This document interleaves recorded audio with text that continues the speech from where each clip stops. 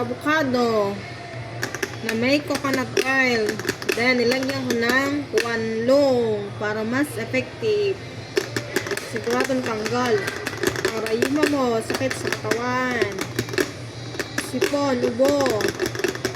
100% effective yan. Isang buwang nilagay ko, and then langis na nyog, and then may avocado.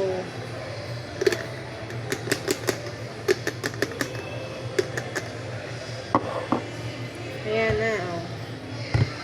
Sulit na yan, matagal nang magagamit. Kailangan, pag nanay na tayo, alam na natin kung paano gamutin ang ating mga sakit-sakit sa katawan. Sakit sa arthritis, rayuma, back pain, sakit ng ulo. Ayan, panghilot, para hindi kayo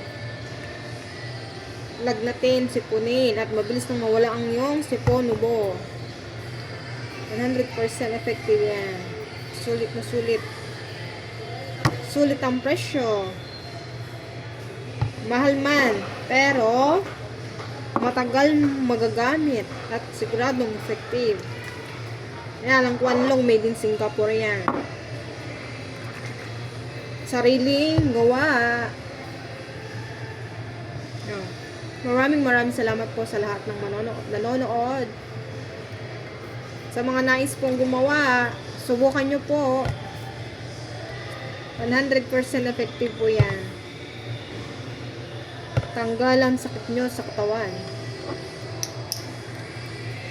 Pang pain reliever po yan. Kaysa uminom kayo ng gamot, gumawa na lang po kayo ng ganito. Siguradong effective, approval po yan. Aprobado po yan. Ayan po. Kalahati lang po yung nagawa ko. Si 6 na nyug lang po ang nagamit ko. Nagkakasya lang po yung budget namin, pambiling ulam, tsaka gumawa ng nyog. Sakto lang ang dala namin pera. Sulit na yan.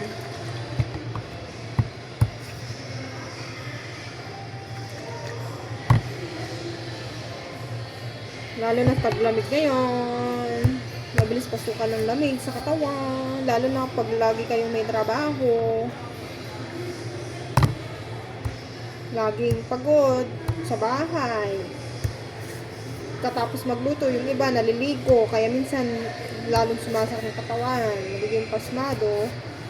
Ito lamang po ang kailangan nyo, panghilot sa gabi.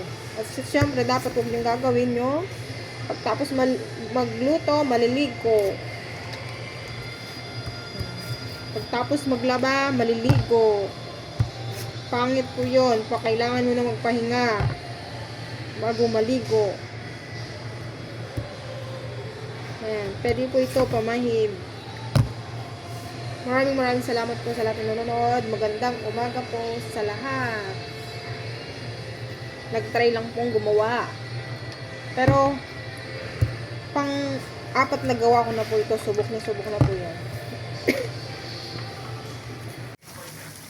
Ang sarap ng latik. Ang sarap ng latik. Langis na nyog, panghilo, pang-massage, pantanggal ng mga lamig-lamig sa katawan. Ayan, walang masasayang. Favorite ko yan. Latik. Anong tawag sa ano? Sa map? Sarap.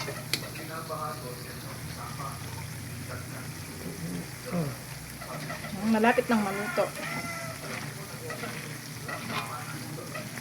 Ang konti lang pala no. Yummy. Sarap ng latek.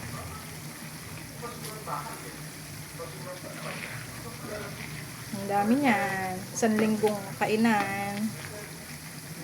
Sarap din sana ilagay sa biko. Pero panghilot na lang.